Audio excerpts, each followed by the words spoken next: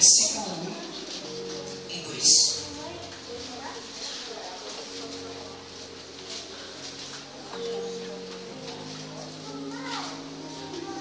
Livro de Romanos, capítulo 5, versículo 1 e 2.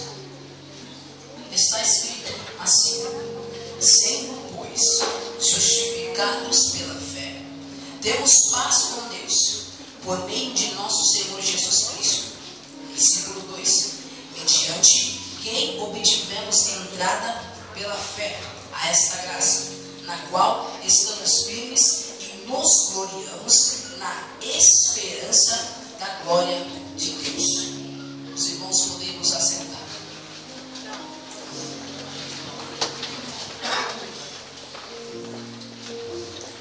Amados irmãos, Deus colocou ao coração, acredito eu, dos jovens, ou do pastor, esse tema: há esperança em Deus. Só que quando eu estava em casa meditando, liguei para o meu líder, pedi para ele me dar uma força, me orientar alguns versículos, porque dificilmente, eu vou ser sincero aos irmãos, dificilmente li versículos que falavam sobre esperança. A grande parte dos versículos em que li falava sobre cura, sobre restauração. Não que eu nunca li, já li, mas era dificilmente eu ler. Então eu pedi ao meu líder e ele começou a me orientar. Acredito eu que não foi ele, mas o Espírito Santo começou a usar e falar que nesses versículos, ora e Deus vai te dar algum deles. E é o que eu fiz. E estando em casa, eu disse: há esperança em Deus. Só que como é um congresso de jovens, o Espírito Santo me usou, e quero pedir desculpa a vocês, não estou tirando o tema de vocês, e me usou para dizer: não fale isso, há esperança em Deus. Diga: jovens cheios de esperança. E eu falei: então tá bom, Jeová, eu vou dizer isso. Jovens cheios de esperança. O tema é esse: há esperança em Deus.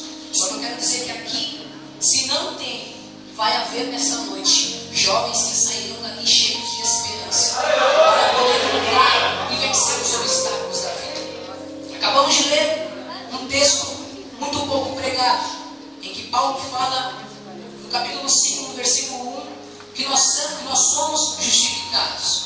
O texto do qual acabamos de ler, o apóstolo Paulo, se você for ler textos atrás, ele está se referindo, para poder chegar a esse texto, acerca da morte de Cristo. O apóstolo Paulo, ele está se referindo aos espinhos africanos que foram postos na cabeça do nosso Cristo. O apóstolo Paulo, ele está se referindo à arma a qual bateram em Jesus Cristo, que muitos pregadores não falam dessa arma, com medo das pessoas dentro da igreja começar a chorar. Mas eu tenho que falar qual foi a arma em qual ele apanhou. O nome da arma a qual Jesus Cristo apanhou se chama Azarrogue. Azarrogue é um chicote com 12 tiras de couro na sua ponta. Sabe o que significa isso? Cada chicotada que o Senhor Jesus Cristo tomava, 12 cortes havia nas suas costas. Apóstolo Paulo diz: eu tomei porventura como meu mestre 49 menos 1. Então Paulo estava dizendo: eu e Jesus Cristo tomamos 39 chicotadas. Percebe comigo? Se você fazer 39 vezes 12, dá 39 vezes 12 dá 468. Então comece a imaginar na sua mente 468 cortes abrindo em umas costas. Começa a parar e imaginar o sofrimento qual o seu mestre passou. E como mais nada já se bastasse, levaram a ele a Pilatos. Só que Pilatos ficou não querendo carregar o sangue de Cristo em suas mãos. Pilatos pega e lava suas mãos acerca do nosso mestre. Entrega ele aos soldados. E os soldados, como já tinham batido, já tinham humilhado demais o nosso mestre, disseram: vamos fazer mais alguma coisa para poder machucar e ofender a ele. Pegaram espinhos africanos, espinhos de 17 centímetros, espinhos capazes de perfurar um crânio. Então você começa a imaginar o tamanho o qual o sofrimento do nosso mestre veio a passar. Aí aqui ele vem dizendo: sendo, pois, justificado pela fé nós temos paz com Deus, a qual nós acreditamos na esperança da glória de Deus. Se você for no dicionário pesquisar o significado da palavra esperança, vai estar escrito que esperança é o ato de perseverança, de quando tudo está ao contrário de você, você acredita no possível de acontecer. Jovem, não entendi. Vou te dar um exemplo muito prático. Uma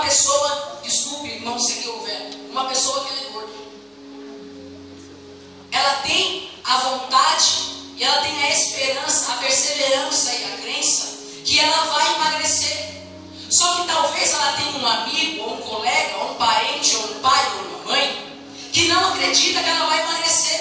Significa, essas pessoas estão sendo ao contrário dela. Essas pessoas estão indo ao contrário dela. Só que ela, por ter esperança, ela está perseverando e crendo que ela vai emagrecer. Só que para nós cristãos, para nós que levantamos a nossa mão e aceitamos Ele como o único, suficiente e eterno Salvador, nós colocamos e desejamos que a nossa esperança em Deus, ela não é só isso. A nossa esperança, ela é vida eterna. Se você for olhar no Antigo e Novo Testamento, todas as vezes que fala de esperança, percebe que se você ler o texto e o contexto, ele vai estar dizendo de Deus. Ele vai estar dizendo, se referindo à volta de Cristo. Então aprende uma coisa, a esperança do cristão é que você passa por tudo aqui nessa terra. Só que em breve, quando Ele voltar, se você estiver passando por tudo, se você permanecer firme até o fim, você entrará no céu junto com Ele.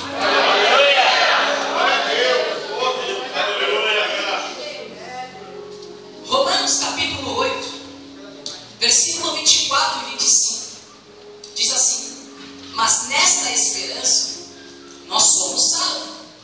Aí Paulo faz uma pergunta, mas a esperança, aí Paulo fala, mas a esperança que se vê não é esperança. Aí ele faz uma pergunta, por quê? Quem espera por algo que vê?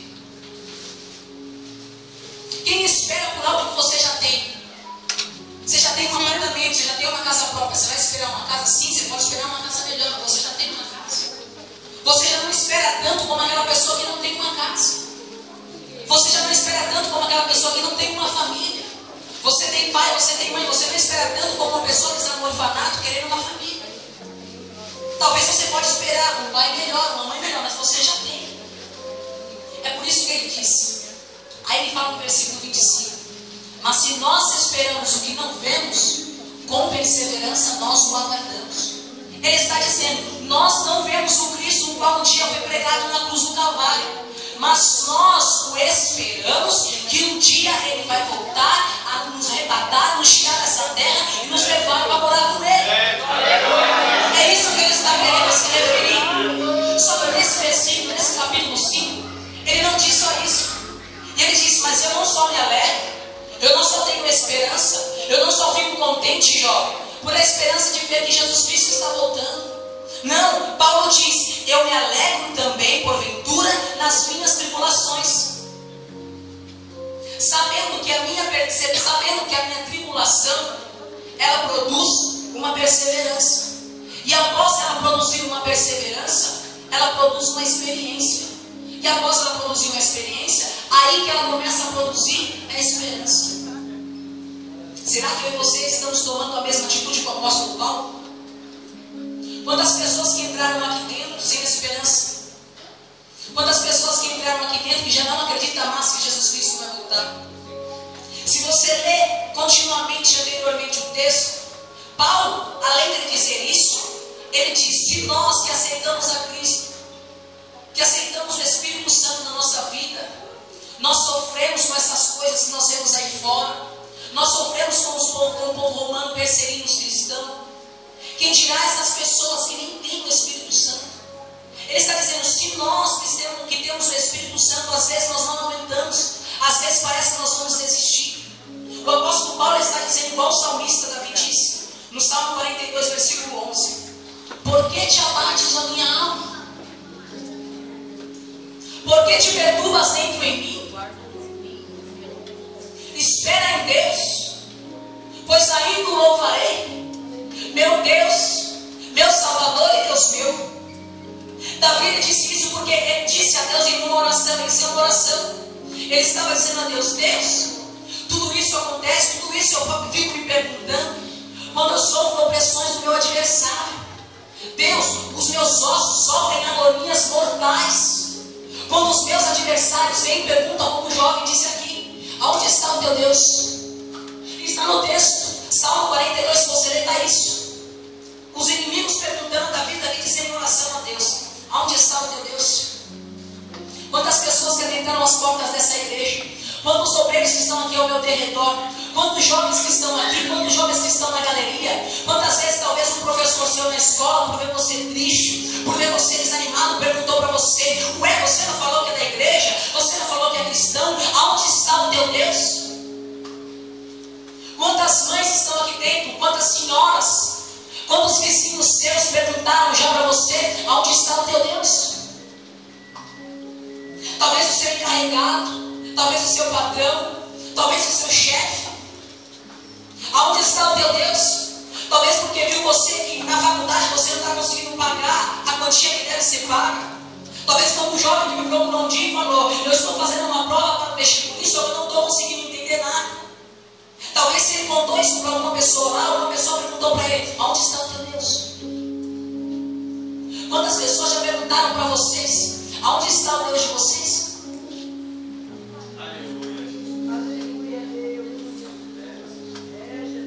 Aonde está o Deus de você? Aonde está o seu Deus? Talvez muitas pessoas entraram aqui igual a Davi, com a alma aflita, com a alma triste, com a alma angustiada. Talvez muitas pessoas entraram aqui sem esperança de vida alguma. Talvez muitos jovens, desculpe dizer, entraram aqui sem esperança de fazer uma faculdade. Talvez porque o seu pai não tem dinheiro. Talvez porque a sua mãe não tem dinheiro, uma quantia para pagar uma faculdade. Talvez você entrou aqui dizendo: eu não vou fazer faculdade, eu não vou ser um médico, eu não vou ser um advogado, eu não vou ser um bom administrador, eu não vou ter a minha faculdade de contabilidade. Qual é a sua falta de esperança nessa noite? Deus ele está perguntando para você: qual é a sua falta de esperança, jovem? Qual é a sua falta de esperança? Talvez você está passando por tantas coisas, por tantas adversidades na vida igual a Davi. Talvez o inimigo todo dia te atormenta, ele enche o seu saco, fica com essas piadinhas, dizendo: onde está o teu Deus? E você acha que Deus não vê quando você se tranca no seu quarto, começa a chorar? Começa a chorar aos pés de Cristo? Você acha que Deus não está vendo nada disso? Mas eu acredito que você pode estar sim na mesma situação em que Davi estava nesse texto, nessa oração. Oh Deus, oh minha alma, por que tu estás abatido? Ele faz uma pergunta, comece a entender o que o pregador está dizendo. Eu tenho certeza que os obreiros aqui em cima estão entendendo. Comece a se perguntar. Você já viu uma pessoa se perguntar para dentro da sua própria alma: o porquê que tu estás abatida?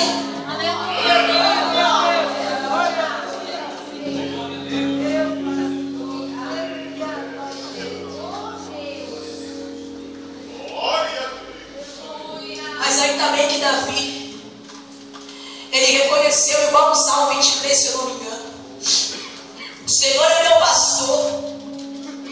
Deus, os meus inimigos estão me perseguindo, o meu ministério está sendo perseguido, o meu grupo está sendo perseguido, a cooperação do diácono está sendo perseguida, mas mesmo assim eu creio que o Senhor é o meu Deus, mesmo assim eu creio que o Senhor é o meu Salvador, mesmo assim eu creio que diante de toda dificuldade, o Senhor é o meu pastor e nada me faltará. A minha alma pode estar batida, a minha alma pode estar triste, pode estar angustiada, mas com o teu Espírito Santo do Senhor colocou em mim, eu vou te louvar, eu vou te adorar, eu vou te exaltar, Senhor Jesus.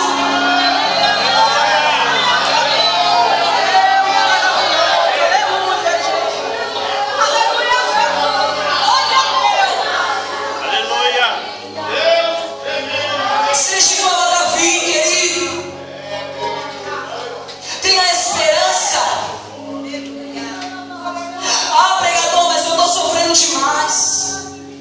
Ah, pregador, eu estou sendo muito perseguido. Parece que não vai dar, pregador. Parece que Jesus não está comigo. Quantas vezes você já se perguntou: acho que Jesus não está comigo?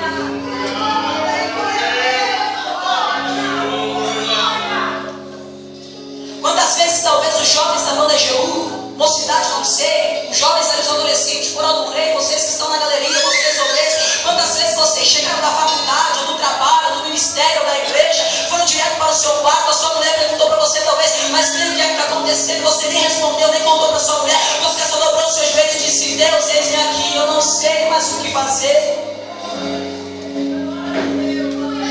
Quantas vezes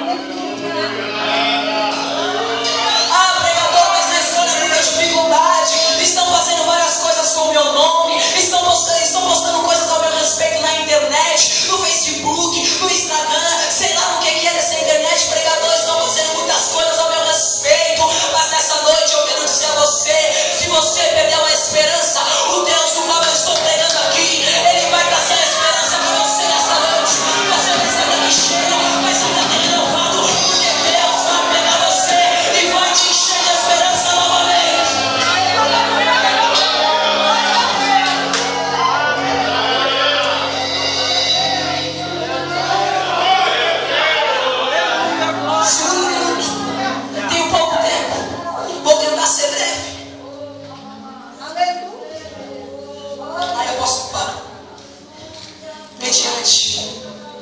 Quem nós obtivemos? Melhor dizendo, por quem nós podemos encontrar, podemos conquistar? Pela fé a essa graça. O que é graça? O pregador já disse isso aqui muitas vezes. É o famoso merecido. Você não merecia, mas Deus morreu por você.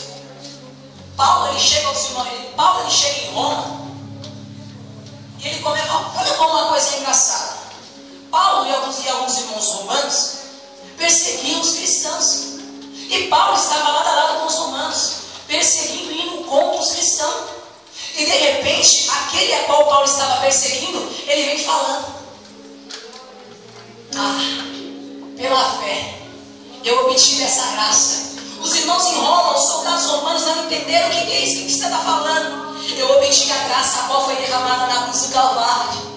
Foi aquela graça lá, foi aquele amor. Eu não merecia, eu era Saulo, eu persegui os cristãos, eu mandava matar as mulheres. Se eu encontrasse alguém dobrado o joelho, falando com esse Deus, eu mandava matar. Mas hoje eu entendi que o Filho qual ele enviou, o Filho qual vocês pregaram na cruz do Calvário, é aquele que morreu por mim, e eu entendo isso. Aí para completar, ele vem em Tessalônica e ele diz: cremos que Jesus morreu e ressurgiu, assim também os que dormem no Senhor, quando Ele voltar, Deus vai nos levar para Ele. Ele chega aos irmãos de Tessalônica e diz: irmãos, eu não quero que vós sejais ignorantes. Eu não quero que vós sejais igual aos passados, igual as pessoas dos passados, igual os irmãos do passado, que não obtiveram a esperança. Como pregador, os irmãos do passado não tiveram a esperança. Quando algum familiar deles morresse, eles não tinham esperança que ele iria morar no céu. Então por isso que ele vem, Tessalônica capítulo 4, versículo 14, versículo 13 e versículo 14, ele diz: não quero que vós sejais ignorantes. Aí ele diz: cremos que Jesus morreu e ressuscitou. Ele faz uma menção aos irmãos de Tessalônica. Há um texto muito conhecido, quando duas mulheres, uma chamada Maria e outra Salomé, Maria Salomé, como você quiser dizer, foram até o túmulo onde Jesus estava enterrado. Só que na porta desse túmulo havia uma pedra muito pesada, a qual era impossível de ser tirada, irmão. A qual era assim impossível de ser tirada a coroa do rei. E elas foram dizendo: quem é que vai tirar a pedra que está lá? Quem é? E de repente, quando elas chegam na porta, elas avistam um anjo. E o anjo fixou os olhos nelas e perguntou para elas: quem é que vós procuras? E elas responderam: Jesus de Nazaré. Ele responde para ela: ele não está mais aqui, ele já ressuscitou. Vai e diga aos discípulos que ele não está mais aqui, ele já ressuscitou. Eu vou perguntar, eu vou fazer algo profético aqui. Eu vou fingir que estou indo ao encontro de Jesus no túmulo, e a mocidade vai dizer para mim: ele não está mais aqui, ele já ressuscitou. Estou indo, estou indo. Quando eu estiver indo para lá, vocês vão dizer: ele não está mais aqui, ele já ressuscitou. Agora a banda gerou. Agora os jovens. Ele não está mais aqui. Aleluia. Agora as irmãs. Ele não está mais aqui. Ele já ressuscitou. Os irmãos do fundo, por favor. Ele não está mais aqui. Já ressuscitou. Agora o coral do rei. Ele não está mais aqui. Ele já ressuscitou. Agora os irmãos daqui. Agora, por gentileza, eu queria ouvir os obreiros. Onde está Jesus Cristo? Ele não está mais aqui. Agora eu vou fazer uma pergunta e todos nós em uma voz só vamos dizer: ele não está mais aqui, ele já ressuscitou. Eu vou perguntar para você: onde está o Senhor Jesus Cristo? Está no túmulo? Ele não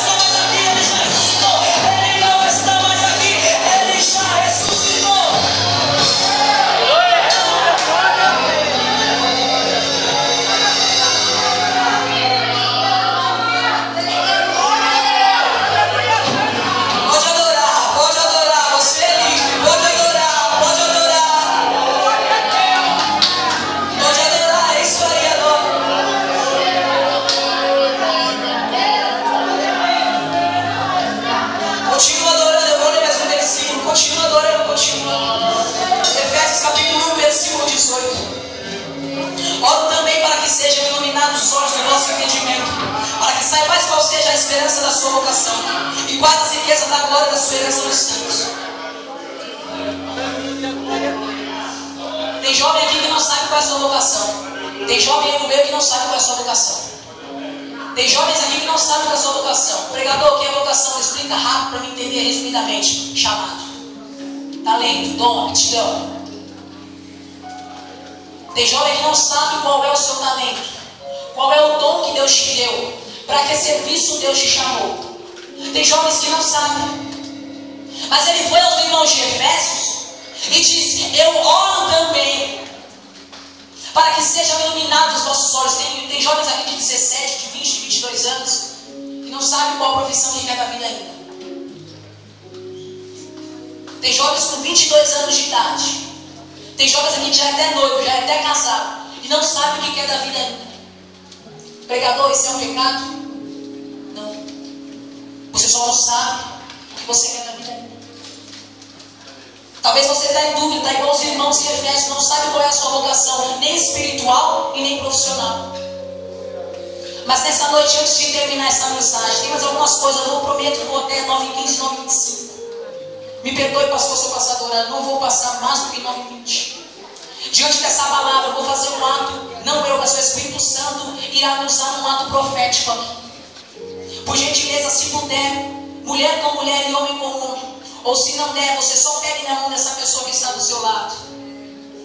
Na galeria, os jovens, as irmãs, principalmente os jovens, porque é congresso de adolescente, é congresso de jovem. Quando eu estava estudando essa mensagem, Deus estava revelando, o Espírito Santo estava revelando que estava em oculto. Ele estava fazendo eu descobrir o que estava escondido. Isso é a revelação. Ele estava mandando eu fazer justamente isso. Filho, faça isso.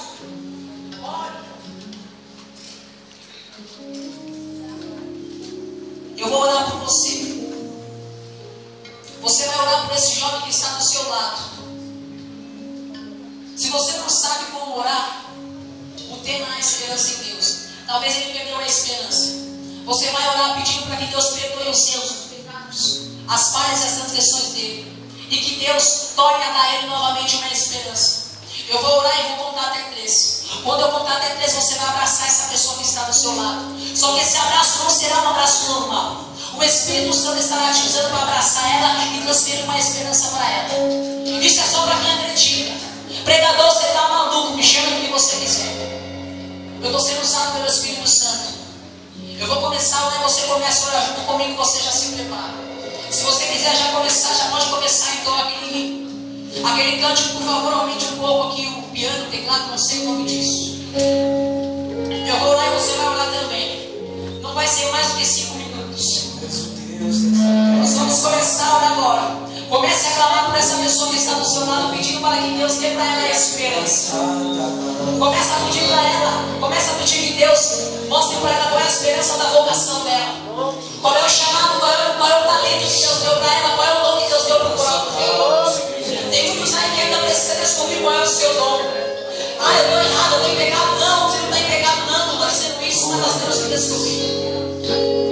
Senhor, meu Deus e meu Pai, diante da tua palavra, diante de Efésios capítulo 1, versículo 18, oro também para que sejam iluminados os olhos do vosso entendimento. Diz Paulo aos irmãos de Efésios: eu me coloco diante da tua presença dentro da tua casa, pedindo ao Senhor que abra os olhos do entendimento desses jovens que estão aqui, jovens que não sabem qual faculdade que quer fazer.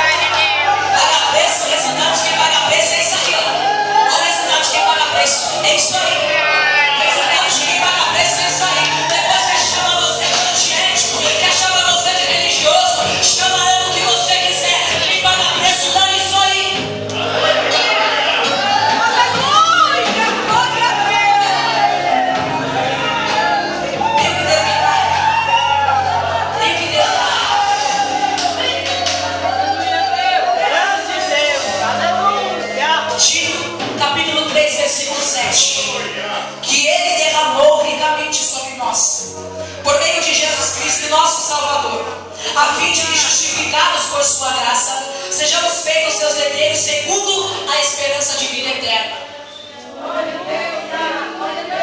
Você viu por que o sentido da esperança é a vida de Cristo? A Bíblia está dizendo, a esperança é a vida eterna, não é o pregador. Isso aqui é Jesus Cristo. Glória a Deus. Ele está falando, a esperança é a vida eterna. Eu não posso ir contra, ele está falando, não posso ir contra. Ele está falando, a esperança é a vida eterna.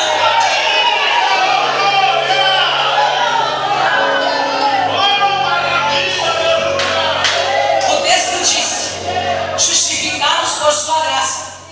Sabe o que significa isso? Outra hora o diabo apontou o dedo no seu nariz e disse: você está condenado, você vai morrer no crime, você vai morrer nas drogas. Desculpa a expressão, pastor, desculpa a expressão, vocês mulheres me perdoem. Você vai morrer na prostituição, você vai morrer do jeito que você está. A sua família inteira teve câncer, a sua família inteira teve tuberculose, você vai morrer assim também. O inimigo nos condenou. Antigamente, quando nós não estávamos na presença, quando nós não tínhamos aceitado esse nome que está aqui, ele tinha nos condenado. Ele tinha dado uma sentença a nós, que nós iríamos morar no inferno junto com ele. Só que aí vem Paulo dizer aos irmãos em Tito, justificados por sua graça. Ah, menina, eu não entendi o que é isso. Ah, pregador, eu não entendi o que é isso. Outra hora ele disse que você estava condenado, mas a partir do momento que o verbo se fez carne, Jesus Cristo se pôs na cruz do Calvário e disse: condenado tu não está, condenado tu não está, você está salvo, o seu nome foi escrito no livro da vida. Ele, Satanás, ou não, você está escrito no livro da vida. Ele, Satanás, ou não, você está escrito no livro da vida. Que Satanás com seus demônios vai se lascar no inferno. Você está escrito no livro da vida.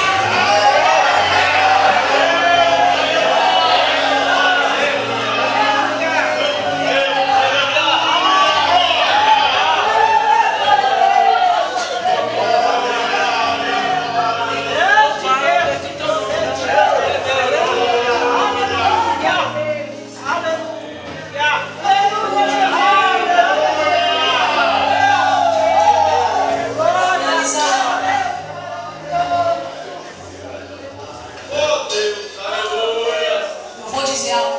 Deus fiel, aleluia. Jovens, todos.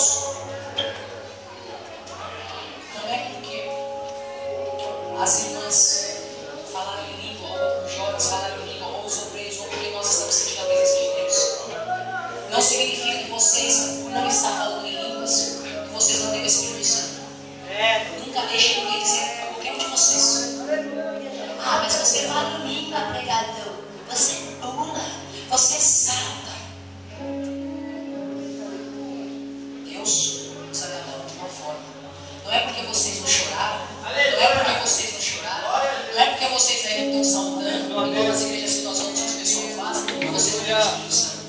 A partir do momento, diz Efésios capítulo 1, versículo 3, onde diz que nós levantamos a nossa mão para Ele, o Espírito Santo nos selou. Como que pode vir pregador de fora e dizer que vocês jovens são frios, são mortos? Como que pode vir jovem de pregador de fora e dizer em cima do púlpito que vocês são uma campada de vara de osso seco?